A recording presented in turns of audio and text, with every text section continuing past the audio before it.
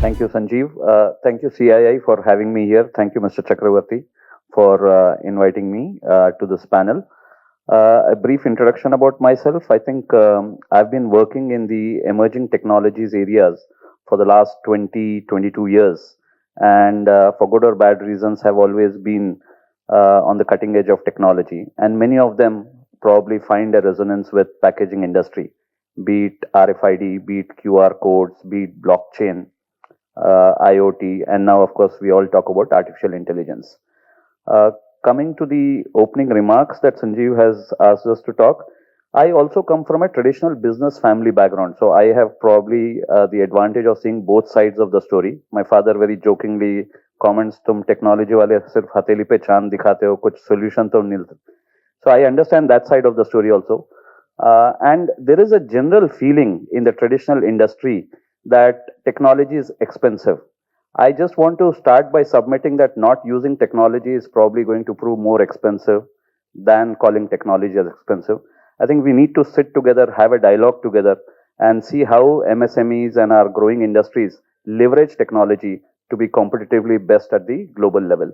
So, this whole mistrust of technology being expensive or technology solution providers not understanding the business needs, I think that has to go, and CII and these kind of panels have a huge role to play in that. I think I've been personally championing the cause of blockchain for the last 10 years now, one of the early adopters, and we also have a India Blockchain Forum as a forum which works with industry, startups, and government in terms of policy making. I look at packaging as part of a larger supply chain logistics industry. And if you look at the logistics cost in India, it is estimated to be about 16%, whereas China has a logistics cost of 8%. That in itself is a single biggest differentiator or a barrier for India to export. And there are a lot of things which obviously go in this whole supply chain, packaging, logistics industry. And we could talk about trust, right? In the previous panel also, there was a lot of discussion about counterfeiting and other things. So yeah, counterfeiting, packaging, trust. Today you walk into a supermarket, there's a honey jar which has a label organic honey and it costs you 3 times more. But how many of us are confident that it is genuinely honey, and how do you track and trace from farm to table or farm to retail? So in terms of traceability, in terms of trust, in terms of sustainable packaging, which you were hinting, and probably we'll discuss more in a later section. But I think it's very, very important to see how you use the combination of right technology. Very often in traditional industry, people get into this debate of IoT versus blockchain or blockchain versus AI. I think there has to be a greater dialogue to understand that all these technologies are going to work together. So it's a IoT, blockchain, AI solution, which is probably make a difference. And we don't really have to do any rocket science around it. There are a lot of solutions. Like you said, you would have worked on some solution in 2004, right, which still needs to be adopted. So I think in terms of so much of e-commerce happening, so much of recall of products happening, blockchain plays a very, very important role. It creates a layer of trust from the source to destination. It ensures that, because blockchain is not just about traceability, but you have something called a smart contract terminology associated with blockchain, which means that whenever the transaction progresses as per the defined rules, some actions will be done automatically. Today, a lot of SMEs supply goods to large companies and wait for payments indefinitely because they are told our systems are reconciling and this and that, right? Blockchain makes it very, very level playing. All your legal contracts converted to smart contracts mean that, one, they don't have to go through the legal hassles because it then becomes mathematics, not English.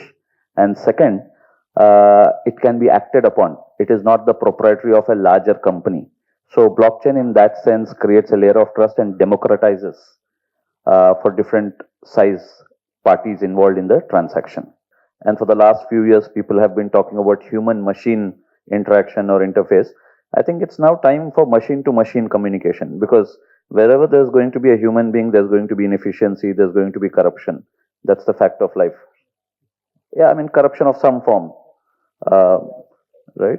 So I think, and since we are talking to business owners, because this topic can get very political the moment you say technology, people say what about jobs and all that, right? But at least out here, I'm assuming people are now more interested in efficiency than getting into that kind of political debate.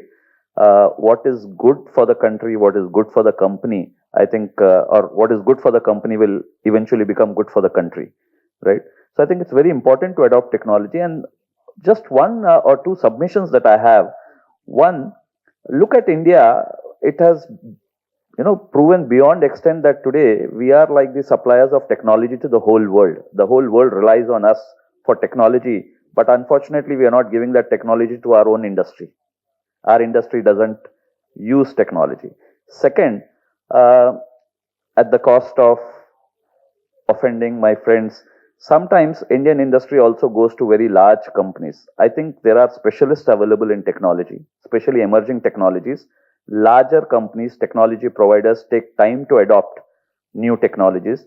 You should probably look at startups. You should probably experiment more with younger technologies and specialists. Like I keep saying, right? You don't go to your family doctor for everything. You know now that there are younger doctors who are smarter and who are more focused. I think same thing with technology, but it can be curated, and bodies like CII can create a forum where you as an industry or a company need not take all the risk, right? When Bala asked how many people want to experiment, very few hands came up, right? Which was very honest actually. I think the way to go forward could also be that as an association, you can experiment with a solution for that industry. And then when you think that it is going in the right direction, you can have your individual negotiations. So we will have to come up with new models. We will have to come up with new frameworks. And we cannot have a black and white approach where it works, it doesn't work. We'll have to make it work, because if we are not making it work, we are being left out, right? So it's very important. And I think this whole comfort level, till my competitor does it, I will not have to bother about it. That mindset has to go. I think we have to get into a little more thought leadership model, because your competition today is not your neighbor in the same industrial area. Your competition today is from China, from East Europe, from Latin America, from different parts of the world. And before the floor moves away under your feet, I think you have to act. And that is where these kind of conferences obviously make a lot of difference. So that thought leadership, that moving towards excellence, I think that is the kind of culture which has to be supported, grown, nurtured. And I wish more and more decision makers come to these conferences so that they go back enriched with some of these discussions. Thank you.